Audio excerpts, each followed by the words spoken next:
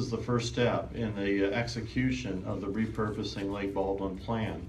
In the future, it will be the site of a Veterans Village, if you will, that will have many partners delivering care for our veterans. Future initiatives include co-locating the VBA from the service center downtown to the Lake Baldwin campus. It'll have interesting partnerships with state government to perhaps transfer the CLC to the state to run as a full-fledged state nursing home. And look forward to many other venues and partnerships as we continue to work on the repurposing of the Lake Baldwin campus. Finally, I'd like to say thank you to our residents. In the last 2-3 weeks, they've exercised great flexibility as we had an event at the Lake Nona campus. We're very happy that they had that flexibility and they relocated at a moment's notice, literally, due to the fire that occurred at the Lake Nona domiciliary. We are working hard to get that building back up and running. We need to replace a fire panel that was damaged by the sprinkler system that went off, and we hope to be back up at Lake Nona in the next few weeks. And final, I'd like to thank you all for your hard work and your continued support in making the Lake Baldwin Dom a great healthcare, and in large part, the Orlando VA Medical Center a great VA. With my comments concluded, I'd like to recognize and introduce Congressman Mica, one of our great champions for veterans services here in Central Florida, to the podium to say a few words. Thank you.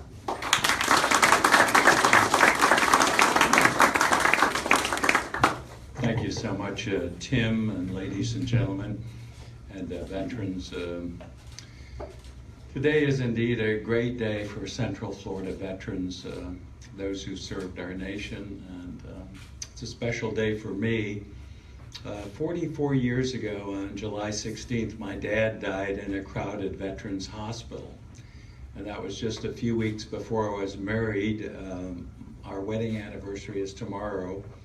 So have some memories of, personal memories of a family that knew what it was like to not have adequate medical care for a veteran who'd served our nation, my dad. My brother was a Democrat member of Congress from 1998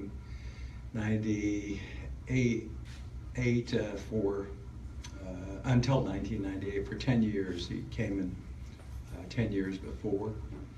And he made, because he was with my dad when he died at that hospital, I was not there, but he made veterans medical care a priority for his career, and we have the hospital down in West Palm Beach, which is really the result of PFC John Mica, my dad's service.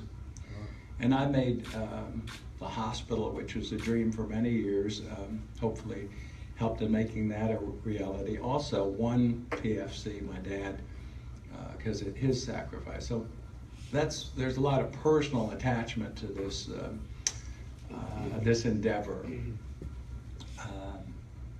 Sometimes, well, always, those who serve our nation and sign up in our military service and become veterans are the first called, but sometimes they're the last remembered. And this is a special day and a special facility.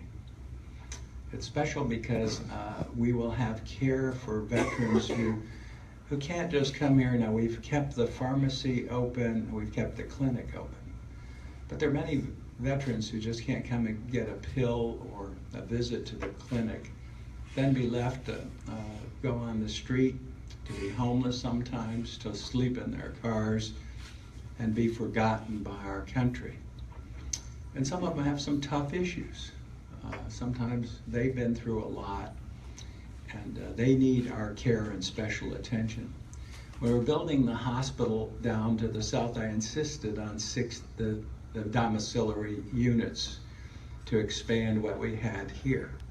Now, we never knew exactly what would happen here, but we do know that 1,000 people are moving to Florida a day, many of them veterans and many of them who need care and special attention. So we've been successful, and I want to thank Tim Lazert and others who have backed the reopening of this facility. This facility has been closed for 2 years, and the good Lord actually would have us unfortunately, we had an incident at the Lake Nona facility, which was open domiciliary unit, and we ended up having a place not leave any veteran behind, and this will help make certain that that occurs in our community. 60 beds there, we have 56 beds here. We have a couple openings that will soon be filled here. We'll fill that. We also brought the private sector in, Pathways to Care, and I just checked, they have 15 beds available there. So I can stand here today and say that we are truly achieving a goal of leaving no veteran behind, particularly those that are homeless or need special care and longer term care and attention. And then I saw the array of people and met many of you who can provide that attention. From the chaplain, and we opened with his message, and we do need the good Lord and faith for the men and women who served us as an important component. The medical component is vital, but also the good Lord and faith make a lot of things happen. So we're here on a very special day for our veterans. Again, leaving no veteran behind. We can say for really the first time we've almost achieved that in our community. We've got much more to do across the state and the nation.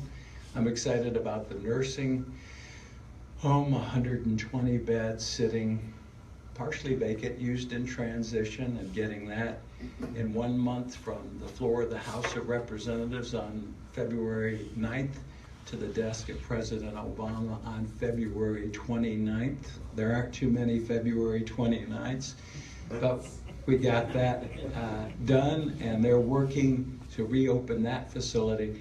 And then the 4 floors, we do have the clinic, and we have the pharmacy open and other care in the former Naval Hospital. So we've repurposed this building. It's fabulous. I watched it as it came along. Thank you, Tim, every one of you. Congratulations to you as you take on the helm of helping these veterans. I've met some of them, and they're very special people.